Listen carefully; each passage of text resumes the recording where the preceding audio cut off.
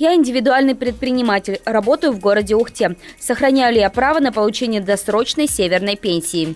Право на досрочное назначение пенсии по старости за работу на севере имеют лица, отработавшие не менее 15 календарных лет в районах Крайнего Севера, либо не менее 20 календарных лет в местностях, к ним приравненных. Это мужчины по достижению возраста 55 лет, женщины по достижению возраста 50 лет, если они имеют страховой стаж 25 и 20 лет, соответственно, мужчины и женщины. Периоды предпринимательской деятельности учитываются в подсчет северного стажа при условии документального подтверждения уплаты за эти периоды обязательных платежей и осуществления предпринимательской деятельности в северных регионах.